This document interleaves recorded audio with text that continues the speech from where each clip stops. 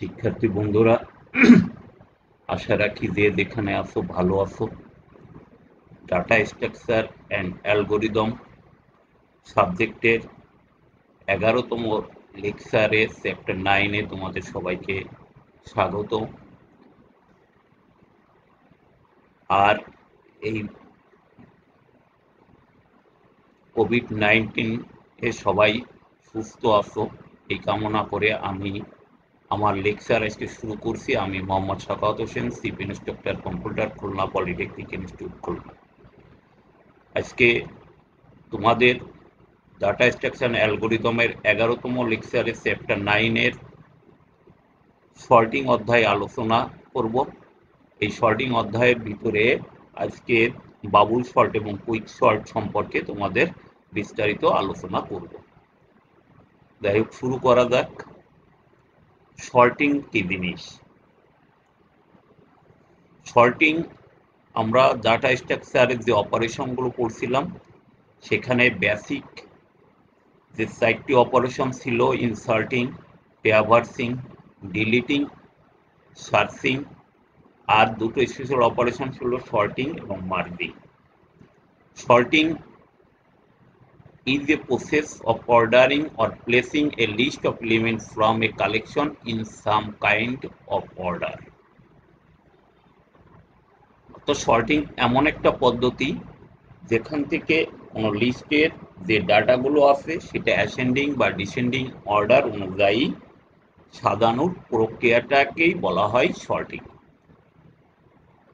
Sorting is a nothing but storage of data in sorting order. অর্থাৎ এটা এমন কিছুই না, অর্থাৎ ডাটাগুলোকে বিভিন্ন সর্টিং অর্ডারে সাজানো হয়ে থাকে।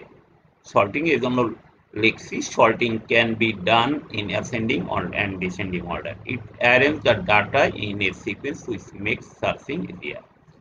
এবং সর্টিং এ ডাটাগুলো এমনভাবে সাজানো হয় যাতে যে কোনো ডাটা আমাদের খুঁজে পেতে সহজ হয়। আমরা বিভিন্ন টাইপের সর্টিং এর সাথে পরিচিত হতে পারো। সর্টিং এর সম্পর্কে আমরা জানি। এখানে কিছু সর্টিং এর নাম তোমাদের দেখানো হয়েছে।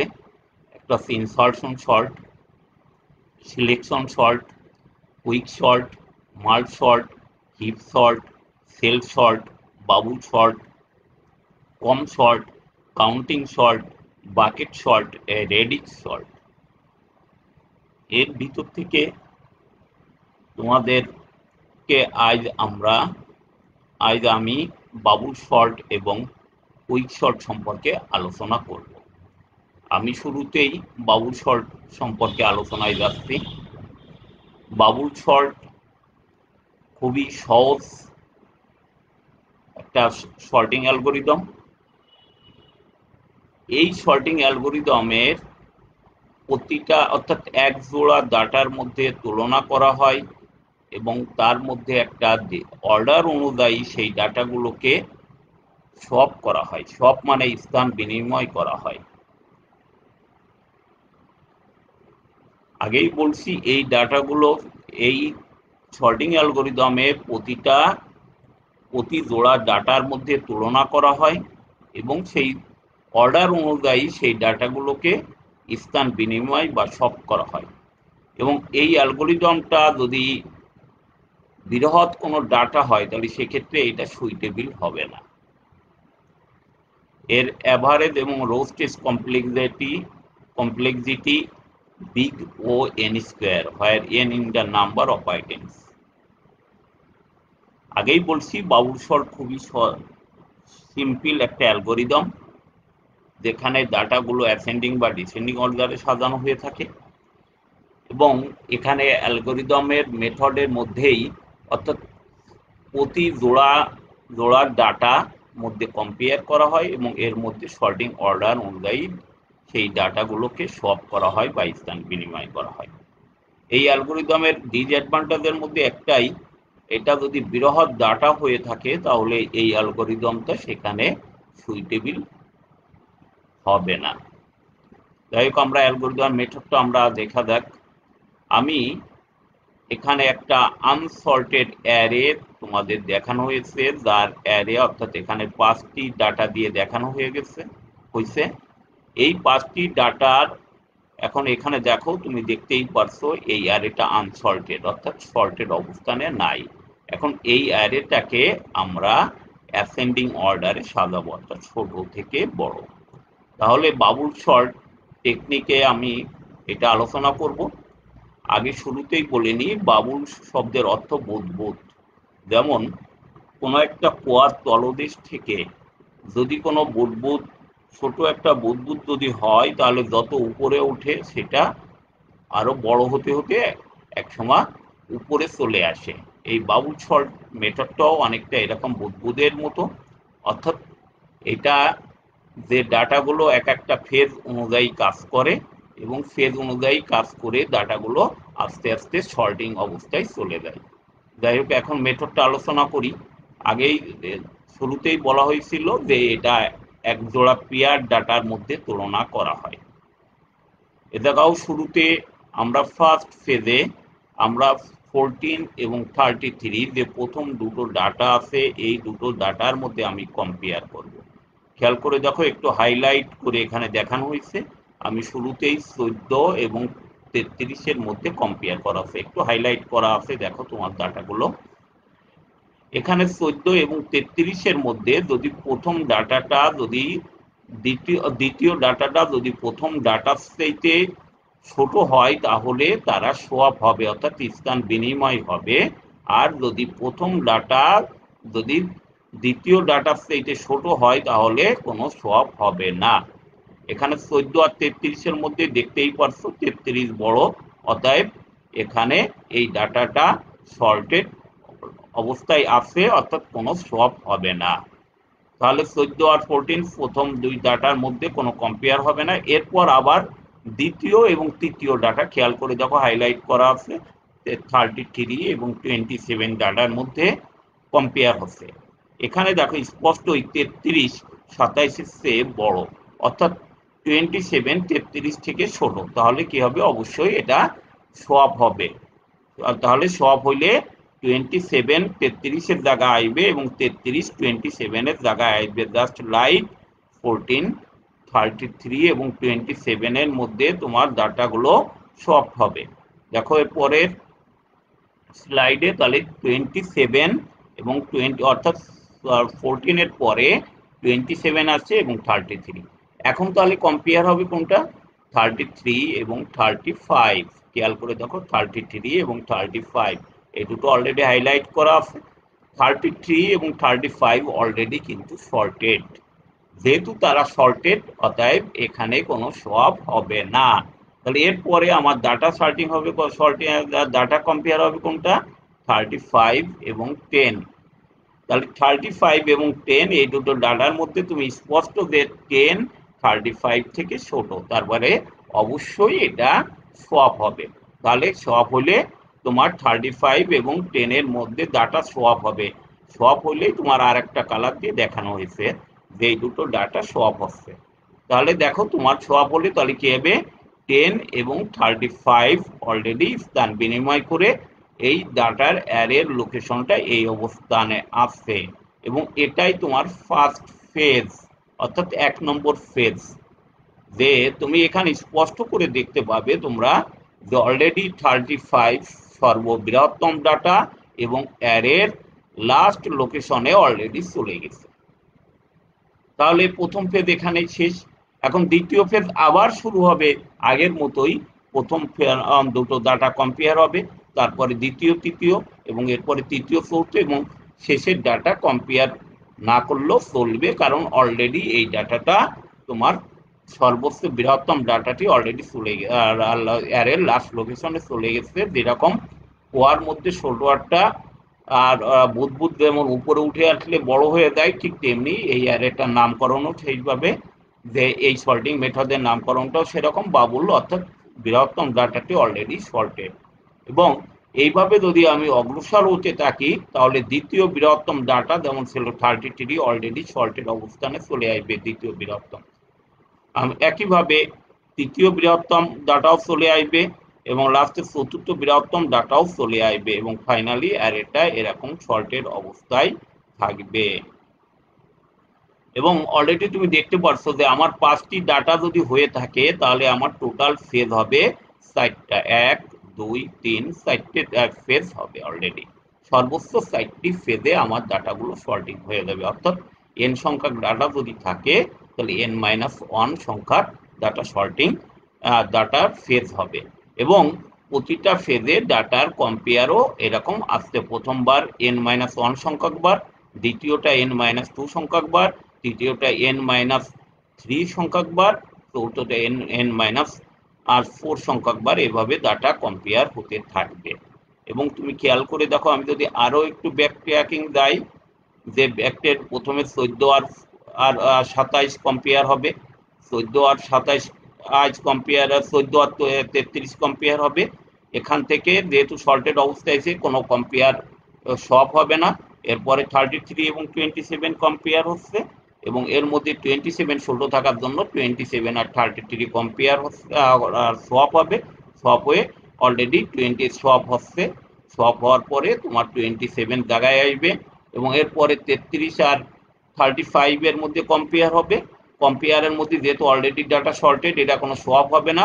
পরবর্তীকালে 35 এবং 10 এই ডাটার মধ্যে কম্পেয়ার হবে। কম্পেয়ার যেহেতু 10 ছোট, এই ডাটার মধ্যে সোয়াপ হবে, এই জন্য আলাদাভাবে তোমার হাইলাইট করা আছে এবং সোয়াপ হয়ে 10 জায়গায় থাকবে এবং 35 এর লাস্ট লোকেশনে আসবে। এভাবে এক একটা ফেজ শেষ হবে।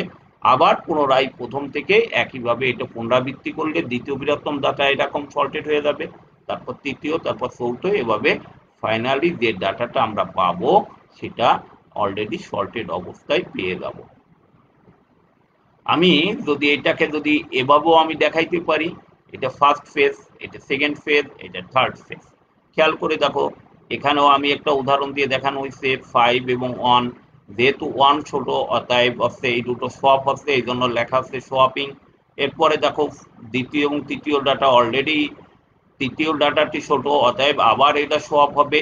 এবং তুমি খেয়াল করে দেখো তৃতীয়বারও আবার সোয়াপ হচ্ছে 5 এবং 2, 5 এবং 2 এবং জায়গায় আসবে 5 এখানে আসবে, এবার 5 এবং 8 এখানে, যেহেতু এটা শর্টেড অবস্থায় আছে এই জন্য কোনো সোয়াপ হবে না। তার মানে ডাটার ফাইনালি অবস্থান 1 4 2 5 8। এবার এই ডাটাটাই আবার নতুন করে সেকেন্ড ফেজে যাবে, সেখানে 1 এবং 4 এই ডাটা দুটো কম্পেয়ার হবে। কম্পেয়ার হওয়ার পরে দেখো তোমার এখানে ডাটা সর্টেড আছে, কোনো সোয়াপ হচ্ছে না, এই জন্য নো সোয়াপ লেখা। এরপরে 4 এবং 2, 4 এবং 2 দেখো এই ডাটা দুটো যেহেতু সর্টেড অবস্থায় নাই এই জন্য সোয়াপিং হচ্ছে, এই জন্য 2 দ্বিতীয় অবস্থানে, 4 তৃতীয় অবস্থানে। এবার 4 এবং 5 খেয়াল করে দেখো, এই ডাটা যেহেতু সর্টেড আছে আর সোয়াপ হবে না। আবার 5 এবং 8 এটাও সোয়াপ হবে না যেহেতু ডাটা সর্টেড আছে। এবং ফাইনালি ফেজ 2 তো দাঁড়াচ্ছে 1 2 4 5 8। এখন আবার খেয়াল করে দেখো, আবার তৃতীয় ফেজে যাচ্ছে 1 আর 2, যেহেতু শর্টেজ আছে সোয়াপ হবে না। 2 4 এটাও সোয়াপ হবে না, 4 5 সোয়াপ হবে না, 5 8 সোয়াপ হবে না এবং ফাইনালি ডাটাগুলো সর্টেড। তোমরা আগের আগের উদাহরণটাও দেখছো, এটাও দেখছো, একই জিনিস, আমি জাস্ট ভিন্ন দুইভাবে দেখানোর চেষ্টা করছি। এখন আসি আমাদের অ্যালগোরিদমটা। অ্যালগোরিদম তোমরা জানো বিভিন্নভাবে লেখা যায়, অ্যালগোরিদমে নির্দিষ্ট কোনো ভাষা নাই। এখানে জাস্ট আমি একটু সি ল্যাঙ্গুয়েজ স্টাইলে দেখানোর চেষ্টা করছি যে আমি এখানে একটা প্রসিডিউর নিচ্ছি বাবুল শর্ট, যেখানে একটা লিস্টে আসলে লিস্টে কি থাকবে, অ্যারের সমস্ত আইটেমগুলো এখানে বিদ্যমান থাকবে লিস্ট। আমি একটা লুপ নিচ্ছি, লুপ নামক লুপে কি আছে, লিস্ট ডট কাউন্ট, অর্থাৎ কতগুলো ডাটা আছে সেইটা লুপ নামক ভেরিয়েবলে এখানে কাউন্ট করে রাখা হচ্ছে। লিস্ট ডট কাউন্ট দিলেই আমার অলরেডি লুপের ভিতরে ওই ওই অ্যারের কতগুলো ডাটা এলিমেন্ট আছে সেখান থেকে সে কটা কাউন্ট হবে। যদি আমার 5টা ডাটা থাকে তাহলে 5 কাউন্ট হবে, আর যে কটা ডাটা থাকবে n সংখ্যক থাকবে n সংখ্যক কাউন্ট হবে। তাহলে আমি ল্যাঙ্গুয়েজের শুরুতে আমি প্রথমে কয়টা ফেজ নির্ধারণ হবে সেইটা আমার 0 থেকে লুপ -1 পর্যন্ত আমি করছি এবং সোয়াপের মান এখন দিয়ে রাখছি ফলস। বাবু শর্টে তোমরা প্রত্যেকেই খেয়াল করে দেখছো যে প্রথম লুপটা হবে ফেজ সংখ্যা, অর্থাৎ কয়টা ফেজ হবে, এবং প্রতিটা ফেজ আবার শুরু হয় প্রথম থেকে, এই জন্য আমরা এই জন্য এখানে দুইটা লুপ লাগবে, একটা হচ্ছে ফেজের জন্য, আর একটা হচ্ছে ইন্টারনাল লুপ, অর্থাৎ প্রতিটা ফেজের যে কম্পেয়ারের ডাটার সংখ্যা। সেজন্য আমি প্রথম লুপটায় নির্দেশ করছি ফেজ সংখ্যা, অর্থাৎ 0 থেকে লুপ -1 পর্যন্ত অন ডু, এবং সোয়াপের মান প্রথমে ফলস করে রাখলাম। এরপর দ্বিতীয় লুপটা জে নামক ভেরিয়েবল দিয়ে কন্ট্রোল করছি, এটা 0 থেকে লুপ -1 ডু। এখন খেয়াল করে দেখো, আমার এই যে প্রথম জের মান 0 এবং z+1, অর্থাৎ 0 এবং লিস্টের প্রথম এবং দ্বিতীয় আইটেমের মধ্যে কম্পেয়ার হবে। যদি প্রথম আইটেমটা বড় হয়ে থাকে তাহলে এই দুইটা জিনিস সোয়াপ হবে। যদি প্রথম আইটেমটা যদি বড় হয়ে থাকে, আর যদি প্রথম আইটেম বড় না হয়ে থাকে তাহলে সোয়াপ হবে না। অর্থাৎ সোয়াপ হবে লিস্ট জে এবং লিস্ট j+1, এবং সোয়াপের মান ট্রু করছি, কারণ যতক্ষণ পর্যন্ত এই লুপের মান সত্য থাকবে ততক্ষণ পর্যন্ত তোমার এই শর্তের অধীনে ইন্টারনাল লুপে তোমার অলরেডি কম্পেয়ার চলতে থাকবে, এবং ইন্টারনাল লুপ শেষ হওয়ার পরেই তোমার আবার দ্বিতীয় লুপ শুরু হবে, অর্থাৎ দ্বিতীয় ফেজ শুরু হলে আবার প্রথম থেকে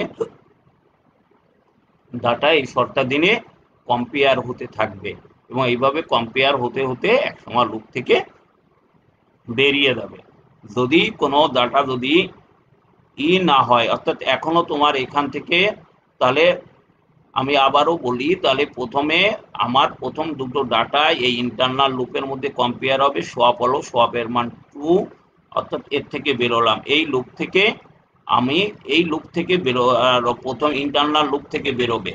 যদি সোয়াপ না হয় তাহলে ব্রেক হয়ে যাবে, যদি সোয়াপ না হয় তখন আর এখানে কাজ করবে না এবং ব্রেক হয়ে যাবে। এই ব্রেকের এই নট সোয়াপের এই ইফের ইন্ড এটা, এবং এর পরবর্তীকালে আবার প্রথম লুপ থেকে দ্বিতীয় ফেজ শুরু হবে, এবং দ্বিতীয় ফেজ নিয়ে একইভাবে ইন্টারনাল লুপে ডাটাগুলো প্রথম থেকে আবার কম্পেয়ার শুরু হবে। এভাবেই একসময় ডাটাগুলো সর্টিং হবে। তোমরা আগের যে অলরেডি দেখতেই পারছো, এই যে প্রথম ফেজ, অর্থাৎ প্রথম ফেজ হচ্ছে প্রথম লুপের জন্য, এবং দ্বিতীয় এই জন্য প্রথম ফেজের যে ইন্টারনাল লুপে এই যে প্রথম দ্বিতীয় দ্বিতীয় তৃতীয় তৃতীয় চতুর্থ পঞ্চম, এভাবে ডাটাগুলো যে কম্পেয়ার হবে, এই কম্পেয়ারটা নির্দেশ করবে তোমার দ্বিতীয় লুপ দিয়ে। একইভাবে এই দ্বিতীয় লুপ শেষ হলে আবার প্রথম লুপ দিয়ে দ্বিতীয় ফেজ শুরু হবে, এবং এইভাবেই ডাটাগুলো কম্পেয়ার হবে। তোমাদের বইতেও সুন্দরভাবে অ্যালগরিদম লেখা আছে, তোমরা যদি এখানে যদি সমস্যা হয়ে থাকে তাহলে তোমরা বই থেকে দেখতে পারো। আর আমি আবারও বলছি, অ্যালগরিদম বিভিন্নভাবে লেখা যায়। আমি গতানুগতিক ধারায় এখানে তোমাদের অ্যালগরিদমটা লিখি নাই, একটু অন্যভাবে লিখছি, যাতে তোমাদের মধ্যে ক্লিয়ার হয় যে অ্যালগরিদম শুধু ওভাবেই লেখলে হবে না, একটু অন্যভাবে লেখাও যেতে পারে। যাই হোক, আমরা বাবুল সল্ট ইউজ করলাম। আমরা আগেই শুরুতেই বলছি, বাবুল সল্টের complexity order of big O N square.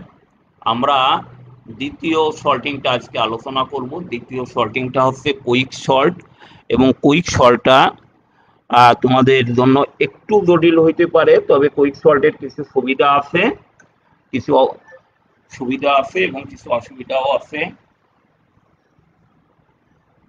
সুবিধাটা হচ্ছে, quick salt is a famous sorting algorithm, অর্থাৎ যতগুলো সর্টিং অ্যালগরিদম তোমাদের ফার্স্ট স্লাইডে দেখানো হয়েছিল, যে প্রায় 10-12টা সর্টিং অ্যালগরিদম, এর মধ্যে কুইক সল্ট অর্থাৎ এর নাম যেহেতু কুইক, মানেই বুঝতে পারছো খুব দ্রুত এই সর্টিং এর মাধ্যমে ডাটা সল্ট করা যায়। আর এটা একটা বিখ্যাত sorting algorithm. It sort the given data item, এটা অ্যাসেন্ডিং অর্ডারে ডাটাগুলো অলরেডি সর্টিং হয়ে থাকে। It use the data of divided and conquer approach, অর্থাৎ যদি তোমরা বিএসসিতে যদি অ্যাডভান্স অ্যালগরিদম সাবজেক্ট পড়লে, তখন তোমরা দেখতে পারবে যে ডিভাইড এবং কনকুয়ার নামক একটা মেথড ওখানে আছে। তখন তোমরা, এখন আর আমি এটা নিয়ে আলোচনা করছি না, এটা আলোচনা করলেও তোমরা বুঝবা না, এই জন্য এটা আছে একটা ডিভাইড এবং কনক্রিয়ার অ্যাপ্রোচ মেথডে এটা কাজ করে থাকে এবং ইট ফ্লোজ এ রিকার্সিভ অ্যালগোরিদম, এবং এটা একটা রিকার্সিভ অ্যালগোরিদম ফলো করে। তাহলে আমরা টেকনিকে দেখা যাক একটা টেকনিক, এটা তোমরা একটু খেয়াল করবে, না হলে তোমরা অনেকেই বুঝতে পারবা না। এটা আমি দেখো, আমি তোমাদের এখানে একটা আনসর্টেড অ্যারে এখানে নিয়েছি। এই আনসর্টেড অ্যারেতে আমরা কুইক সর্ট মেথডে আমি ডাটাগুলোকে অ্যাসেন্ডিং অর্ডারে আমি সাজাবো। স্টেপ ওয়ানে আমরা এখানে বেশ কিছু স্টেপ দিয়েছি, প্রায় এখানে আমার 6টা ডাটা আছে, বেশ কিছু স্টেপ আমার এখানে হবে। আমি এখানে 3টে ভেরিয়েবল আমি ইউজ করব, একটা হচ্ছে লেফট, একটা রাইট, অর্থাৎ লেফটটা লেফট পজিশনে থাকবে, রাইটটা রাইট পজিশনে থাকবে, এবং আর একটি ভেরিয়েবল এখানে ইউজ করছি লগ বা পিভট। বেশিরভাগ কখনো পিভট দিয়ে থাকে বা আমরা লোকেশন হিসেবেও আমরা একে দেখাইতে পারি, অর্থাৎ লোকেশন মানেই ধরে রাখবা পিভট, আর পিভট মানেই লোকেশন। তাহলে আমরা এখানে অ্যালগোরিদমের শুরুতেই আমরা এখানে লোকেশন তাকে, অর্থাৎ লেফট পজিশনে আমরা লোকেশনটাকে পয়েন্ট করব, এবং অ্যারের লেফট পজিশন অর্থাৎ লেফট 0, রাইট অ্যারের শেষ লোকেশন অর্থাৎ 5, আর লোকেশন শুরুতেই লেফটে রাখবো। তাহলে দ্বিতীয় স্টেপে দেখা যাক কি হয়। দ্বিতীয় স্টেপের তোমরা দেখো যে লোকেশনটা আমার প্রথম লোকেশন আছে। এবার আমি হচ্ছে এই অ্যারেটাকে স্ক্যান করব, অর্থাৎ রাইট সাইড থেকে লেফট সাইডের দিকে।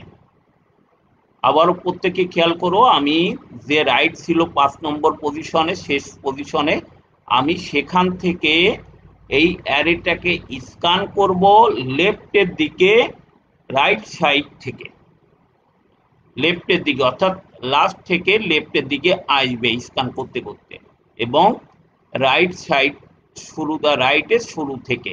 তাহলে কি শর্ত দিনে, যতক্ষণ পর্যন্ত নাই এ লোকেশন এ রাইটের চেয়ে বড় হয়, এ লোকেশন ছোট হবে এ রাইট থেকে, অর্থাৎ আমার এ লোকেশন আছে 25, এই 25 থেকে ছোট ডাটা আমি খোঁজ করতে শুরু করব রাইট সাইড থেকে।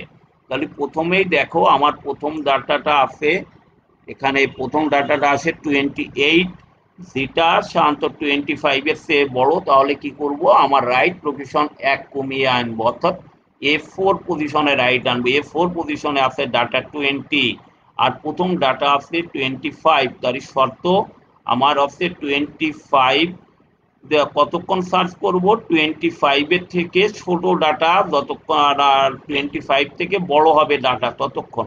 কিন্তু এখানে খেয়াল করে দেখো, এখানে আছে এ রাইটে আছে 20, তার মানে এই শর্ত আর আমার মেনটেন হচ্ছে না, অর্থাৎ এখানেই আমার থেমে যেতে হবে। অর্থাৎ এখন যদি, যেহেতু 20 ছোট পেয়েছি, এখন তাহলে 20 আর এই এ লোকেশনের ডাটা, অর্থাৎ এ রাইট এবং এ লোকেশনের এই দুটো ডাটার মধ্যে ইন্টারচেঞ্জ হবে, অর্থাৎ 25 আসবে এখানে এবং 20 যাবে এখানে। বুঝতেই পারছো, আমি আবারও বলি, আমি এর প্রথমে লেফটের যে এ লোকেশন এবং এ লেফটটাই প্রথম থাকবে এ লোকেশন, এবং এ রাইটে ছিল আমার শেষের ডাটাটা। আমি এখন শেষের ডাটা আর প্রথম লোকেশন কম্পেয়ার করব, যদি এইটার থেকে যদি এই ডাটাটা যদি ছোট থাকতো তাহলে আগেই ইন্টারচেঞ্জ করে নিতাম। যেহেতু এই ডাটাটা বড়, তাহলে ইন্টারচেঞ্জ করব না, এবং এই ডাটা থেকে রাইট সাইড থেকে আমি স্ক্যান করতে করতে যাব এই শর্তের অধীনে, এ লোকেশন লেস দেন এ রাইট পর্যন্ত এই শর্তাধীনে আমি স্ক্যান করতে করতে থাকবো। তাহলে প্রথম ডাটাটি আমি এই স্ক্যানের মধ্যে পড়লো না, কারণ 28 এই লোকেশনের 25 থেকে বড়। তাহলে আমি পরবর্তী এ রাইটের মান আমি 1 কমাবো, অর্থাৎ আমি তাহলে এ কমায় এরপরে A4 পজিশনে দেখো আছে 20, তার মানে 20 নিশ্চয়ই 25 থেকে বড়, তার মানে ডাটা স্ক্যান এখানে থেমে যাবে, এবং 25 এবং 20 মধ্যে ডাটা স্থানান্তর হবে বা সোয়াপ হবে। তার মানে এখন আমার আর হচ্ছে যে এই জায়গার লোকেশন 0, লেফট 0, রাইট লোকেশনে 25, তাহলে 20 তাহলে এই 20 আমার এ লেফটের সাথে ইন্টারচেঞ্জ হলো, ইন্টারচেঞ্জ হয়ে 20 এখানে আসবে এবং 25 এখানে আসবে, আর 25 এখানে আসার সাথে সাথেই আমার এ লোকেশন চেঞ্জ হয়ে অলরেডি এ রাইটে আসবে। অর্থাৎ ডাটা আমি আগে শুরু করেছিলাম রাইট সাইড থেকে লেফটের দিকে স্ক্যান, এখন আমি স্ক্যান শুরু করব উল্টো দিকে, অর্থাৎ লেফট সাইড থেকে রাইট সাইডের দিকে, লেফট সাইড থেকে স্ক্যান শুরু করব এবং রাইট সাইডের দিকে কি শর্ত দিনে, এ লোকেশন গ্রেটার দেন এ রাইট, আগে ছিল এ লোকেশন লেস দেন এ রাইট, এবার আমি এ লোকেশন গ্রেটার দেন এ রাইটের শর্ত দিনে আমি ডাটা সার্চিং করব। তাহলে এখন 20 আর 25, তাহলে নিশ্চয়ই এটা এই শর্তের ভিতরে পড়ে, অর্থাৎ এ লোকেশন 25, এ লোকেশন বড় আছে এ রাইট থেকে, আমি এবার আর লেফট সাইড থেকে স্ক্যান শুরু করব রাইট সাইডের দিকে। তাহলে আমার এখন দেখা যাক এর পরবর্তী স্লাইডে কি আছে। খেয়াল করে দেখো 25 যেহেতু এই ইসের মধ্যে পড়ে না, 20 এর মধ্যে পড়ে না, তাহলে এ লেফটের মান আমি 1 বাড়িয়ে নিব, রাইট সাইডের দিকে বাড়িয়ে নিলে এবার আমি ডাটা পাচ্ছি কত 10।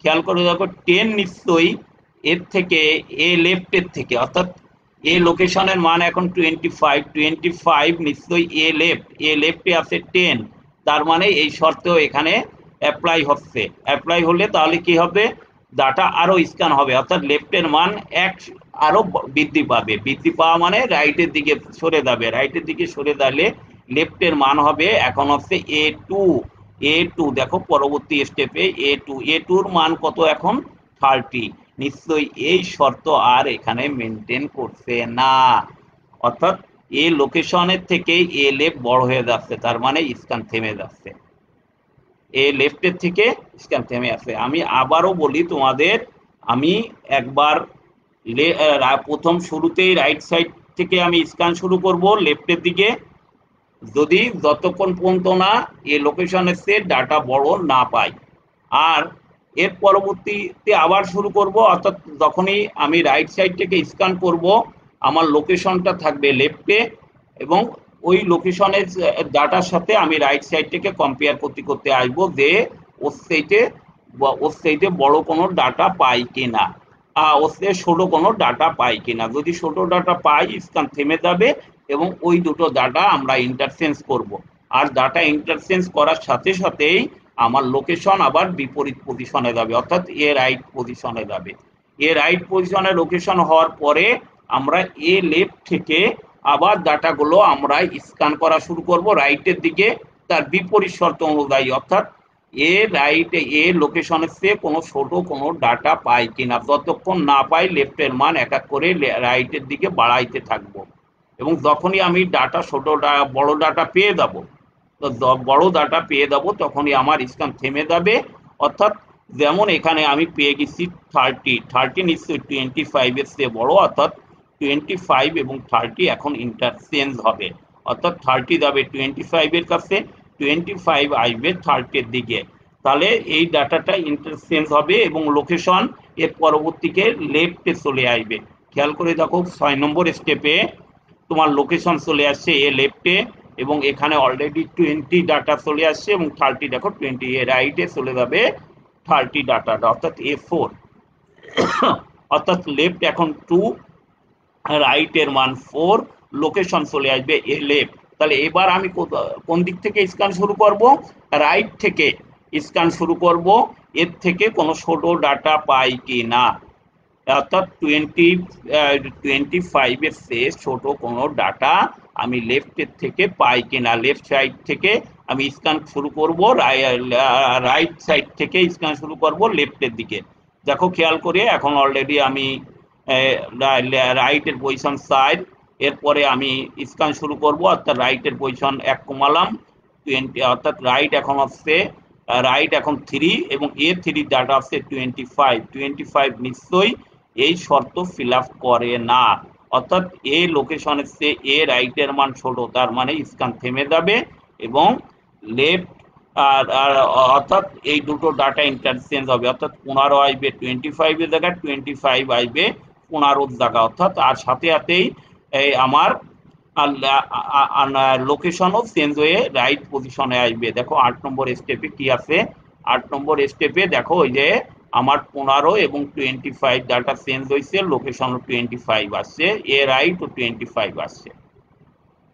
তাহলে এখন আমি স্ক্যান শুরু করব বিপরীত প্রান্ত থেকে 25 এর চেয়ে বড় ডাটা পাই কিনা, কিন্তু লেফট পজিশনে একটাই ডাটা আছে 20 অর্থাৎ 15, এবং এরপরে 15 যেহেতু ওই শর্ত আছে, এবার লেফট আমার এখানে চলে আসবে, লেফটের মান রাইটের দিকে এক বাড়াবে, অর্থাৎ 25 চলে আসছে। অর্থাৎ এখন এ রাইট, এ লেফট এবং এ লোকেশন একই পয়েন্ট নির্দেশ করছে 25, যখন একই লোকেশন নির্দেশ করছে ওই ডাটাটি তখন ফিক্সড হয়ে যাবে ওই জায়গায়, অর্থাৎ 25 আর কখনোই মুভ করবে না, যেহেতু তিনটে লোকেশনই একই পয়েন্ট নির্দেশ করছে। তিনটে লোকেশন যখন একই পয়েন্ট নির্দেশ করবে তখন আর ডাটা মুভ হবে না। এবং তোমরা খেয়াল করে দেখো 25 সেই ডাটাটি, দেখো এই যে ডাটাটি এই পজিশনের, অর্থাৎ 25 এর লেফট সাইডে দেখো 25 এর চেয়ে ছোট ডাটাগুলো চলে গেছে এবং 25 এর চেয়ে বড় ডাটাগুলো রাইট পজিশনে চলে গেছে, অর্থাৎ অ্যারেটা দুই ভাগ হয়ে গেছে। 25 এর জায়গাটা স্থির রেখে 25 এর চেয়ে বড় ডাটাগুলো রাইট পজিশনে চলে গেছে এবং 25 থেকে ছোট ডাটাগুলো লেফট পজিশনে চলে গেছে। তার মানে আমার অ্যারেটা দেখো দুটো সাবলিস্টে তৈরি হয়ে গেছে, প্রথম সাবলিস্ট যেগুলো 25 এর চেয়ে ছোট, আর সেকেন্ড সাবলিস্ট রাইট সাব অ্যারে যেটাকে আমরা বলছি সেটা 25 এর চেয়ে বড়, এবং 25টা অলরেডি ফিক্সড হয়ে গেছে এই জায়গায়। এটাই হচ্ছে কুইক সল্টের মূল জিনিস।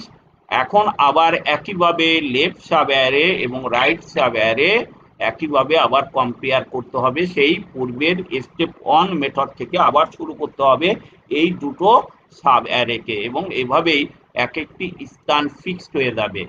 যদি আর কতক্ষণ পর্যন্ত এইটা এই স্ক্যান করতে হবে, যতক্ষণ পর্যন্ত না এ লেফট, এ রাইট এবং এ লোকেশন আর একই স্থান নির্দেশ না করে। যদি একই স্থান নির্দেশ করলে তখন ওই লোকেশনটি ডাটাটা ফিক্সড হয়ে যাবে এবং এবং লোকেশনের ওই অ্যারের যে ইন্ডেক্সের মানটাই তোমার রিটার্ন করবে। সেই জন্য লিখছি now left right point the same element, this indicate the terminate of procedure, এবং এই প্রসিডিউরটা অলরেডি ওখানে টার্মিনেট করবে। এবং খেয়াল করে দেখো 25 ইজ দ্য ফাইনাল পজিশন, অর্থাৎ 3 নম্বর পজিশনে যে 25 এটা একচুয়ালি ফাইনাল পজিশন নির্দেশ করবে, এবং 25 এর চেয়ে বড় এলিমেন্ট গুলো রাইট সাব অ্যারেতে চলে যাবে এবং 25 এর চেয়ে ছোট এলিমেন্ট গুলো লেফট সাব অ্যারে চলে যাবে, এবং এই দুটো সাব অ্যারে পুনরায় আবার স্টেপ 1 থেকে স্টেপ যেমন 9 আর স্টেপ 9 আগের পর হয়েছিল এরকম ভাবে আবার স্ক্যান শুরু করতে হবে। লেফট প্রথমে রাইট স্ক্যান, তারপর লেফট স্ক্যান, আবার রাইট স্ক্যান, লেফট স্ক্যান, এভাবে স্ক্যান করতে করতে এক সময় আবার লোকেশন লেফট এবং রাইট একই এলিমেন্ট নির্দেশ করবে, একই এলিমেন্ট নির্দেশ করলে সেই লোকেশনটা তখন রিটার্ন করবে এবং সেই লোকেশনটা ফিক্সড হয়ে যাবে, এবং অ্যারেগুলো আবার লেফট এবং রাইট অ্যারে এবং সাব অ্যারে নির্দেশ করবে। এবার নির্দেশ করতে করতে একসময় পুরো ফাইনালি ডাটাটা সর্টিং হয়ে যাবে। এটাই হচ্ছে কুইক সল্ট মেথডের টেকনিক। আমরা যদি অ্যালগোরিদমটা দেখি, অ্যালগোরিদম আমি এভাবেও লিখতে পারি, অর্থাৎ step 1 A choose the highest index value of pivot. তুমি পিভট মানেই বলছো যে লোকেশন যেটাকে আমরা পিভট ভেরিয়েবল হিসেবেই তোমাদেরকে বলা হয়েছে অলরেডি কুইক সল্টের শুরু অ্যালগোরিদমে বলছি পিভটটাই লোকেশন। কেউ যদি পিভট না লিখে লোকেশন লেখে তাহলেও সমস্যা নাই। তারপরে take two variables point left এবং right of the list excluding pivot, অর্থাৎ পিভট সহ আমার লেফট এবং রাইটের দুটো পয়েন্ট করতে হবে। তারপর left point to the lower index এবং রাইট পয়েন্টার আর দ্য হাই ইন্ডেক্স শুরু করবে, এবং লেফট অর্থাৎ পিভটের অর্থাৎ রাইটকে মুভ করতে হবে লেফটের দিকে যতক্ষণ পর্যন্ত না লেফটের ডাটা সে ছোট ভ্যালু না পায়। যদি ছোট ভ্যালু পেয়ে দেয় তাহলে ছোট ভ্যালু না পাওয়া পর্যন্ত এটা স্ক্যান করতে হবে, এবং একইভাবে আবার আর আর যখন যদি পেয়ে দেয় তাহলে ওই দুটো স্থান বিনিময় করবে এবং এবং হচ্ছে পিভটের মান চেঞ্জ হয়ে যাবে, অর্থাৎ আগে ছিল পিভট ছিল লেফটে, এখন চলে যাবে পিভট রাইটে, এবং একইভাবে লেফট থেকে আবার স্ক্যান শুরু করতে হবে রাইটের দিকে যতক্ষণ পর্যন্ত না তার সেটা হায়ার ভ্যালু না পায়, অর্থাৎ সেটাই লিখছে while value at the right is greater than pivot move left. যতক্ষণ পর্যন্ত রাইট অর্থাৎ পিভটের সে বড় মান না পায় ততক্ষণ অবধি স্ক্যান শুরু করবে। যদি বড় মান পেয়ে দেয় তাহলে স্ক্যান থেমে যাবে, এবং অ্যালগোরিদমও বলছে স্টেপ 5 এবং 6 এটা কি করবে, যদি ম্যাচ না করে অর্থাৎ সোয়াপ করবে, এরা পরস্পর সোয়াপ করবে লেফট এবং রাইট যতক্ষণ পর্যন্ত না এগুলো ম্যাচ না করে। যদি এরপরে যদি তুমি দেখো যে লেফট এবং রাইট সমান বা লেফট যদি রাইটের চেয়ে বড় হয়ে থাকে তাহলে তোমার হচ্ছে পয়েন্টার ওখানেই ওখানেই আছে অ্যালগোরিদমটা টার্মিনেট হবে, এবং সেই পয়েন্টটাই হবে নিউ পিভট, অর্থাৎ সেটাই হবে ফাইনাল লোকেশন, ওই ডাটার ফাইনাল লোকেশন। এরপর এটা হচ্ছে একটা সাব অ্যালগোরিদম, অর্থাৎ কুইক সর্টেড পিভট অ্যালগোরিদম আমি নাম দিছি, অর্থাৎ পিভট অর্থাৎ লোকেশন নির্দেশ করার জন্য এই স্টেপটা। এর পরবর্তী আমি আগেই বলছিলাম কুইক সর্ট ডিভাইড এবং এনকোয়ার মেথডে কাজ করে এবং রিকারসিভ মেথড ফলো করে। এভাবে তোমার এক একটা অ্যারে অর্থাৎ অ্যারের একটা একটা পজিশন ডাটার এক একটা পজিশন নির্দেশ করবে, এবং এভাবে তোমার আবার লেফট ও সাব অ্যারে আবার তোমার এভাবে কম্পেয়ার করলেও ফেরে এক একটা ডাটা তার ফাইনাল পজিশন নির্দেশ করবে, এবং সেই লোকেশনটাই তোমার হচ্ছে সেই লোকেশন বা পিভটের মানটাই আমার ফাইনালি রিটার্ন করবে। সেটাই দেখা যাচ্ছে কুইক সর্ট অ্যালগোরিদম। এটা হচ্ছে কুইক সর্ট অ্যালগোরিদমে আগেই বলছি make the right most index value pivot. তোমার হচ্ছে রাইট মোস্ট ইন্ডেক্সের পিভটের মানটা তোমার আগে তৈরি করতে হবে, এবং অ্যারের যে পার্টিশনের মধ্যে আবার একইভাবে পিভট ভ্যালুটাকে পিভট ভ্যালুর আর যে বাম পাশের যে জিনিস পিভট ভ্যালুটাকে রেখে অ্যারেগুলোকে পার্টিশন করতে হবে, অর্থাৎ যেমন আমরা 25 কে যেমন স্থির রেখে অ্যারের এপাশে 25 এর ছোট এলিমেন্টগুলোকে আমরা লেফট সাবট্রির মধ্যে রাখছিলাম, আর 25 এর বড়গুলো রাইট সাব অ্যারের মধ্যে রাখছিলাম, সেভাবে তোমাকে পার্টিশন করতে হবে। পার্টিশন করার পরে আবার একই মেথডে লেফট পার্টিশনকে রিকারসিভলি আবার একইভাবে নির্দেশ করতে হবে, এবং রাইট সাইডটাকেও একইভাবে রিকারসিভলি তোমার আর নির্দেশ করে একটা অ্যারের লোকেশন ফিক্সড হয়ে পিভটের মান ফিক্সড হবে এবং অ্যারেটা সর্টিং হিসেবে চলে যাবে।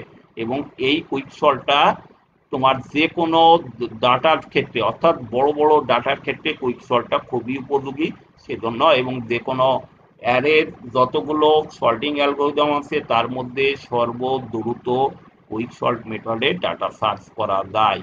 আশা করি তোমরা অনেকেই বুঝতে পারছো, আর যদি কেউ বুঝতে না পারো স্লাইডটাকে আরো ভালো করে দেখবে, আশা করি ক্লিয়ার হবে তোমাদের। আমি এই অ্যালগোরিদমটাকেই আমি সিডো কোডে কনভার্ট করে আমি এখানে দেখানোর চেষ্টা করছি। যে সিডো কোডে দেখো আমার প্রথমটাই ছিল পিভট অ্যালগোরিদম, সেই পিভট অ্যালগোরিদমটাকে আমরা একটা ফাংশন হিসেবে দেখাচ্ছি, ফাংশন পার্টিশন ফাংশন, এখানে লেফট রাইট আর পিভট। পিভটটাই তুমি আমি আবারও বলছি পিভটটাই আমি লোকেশনে দেখানো হচ্ছে ইন্ডিয়ান অ্যালগোরিদমে আর এই যে টেকনিকে পিভটটাকে আমরা লগ দিয়ে দেখানো হয়েছে, এখানে আমি পিভটটাই দেখাচ্ছি। এখানে শুরুতেই তোমরা জানো যে অ্যারের লেফট পজিশন অর্থাৎ সর্বনিম্ন ইন্ডেক্সটাই ছিল লেফট, এবং রাইটটা ছিল হচ্ছে রাইট পয়েন্টার রাইট -1, যেহেতু কোনো সিডো কোডে আমি অ্যারের মান যদি এন হয় 0 থেকে শুরু করি, সেই জন্য এর মান হচ্ছে n-1, এই জন্য রাইট -1 দেওয়া হয়েছে। কতক্ষণ পর্যন্ত নয় এইটা একটা লুপ নিচ্ছি, দেখো এই লুপটা চলবে যতক্ষণ এ লেফট পয়েন্টার পিভটের চেয়ে ছোট থাকে ততক্ষণ পর্যন্ত চলবে, আর এই প্লাস প্লাস দিচ্ছি তাতে অর্থাৎ লেফটের মান এক এক করে বাড়বে, যেহেতু এটার স্ক্যান শুরু হবে এখান থেকে, এই জন্য দেওয়া আছে এখানে তোমার। আর অলরেডি এখানে দেওয়া আছে যদি এটা এই সত্য হয় তাহলে এটা চলতে থাকবে, কিন্তু সেট কোনো কাজ নাই।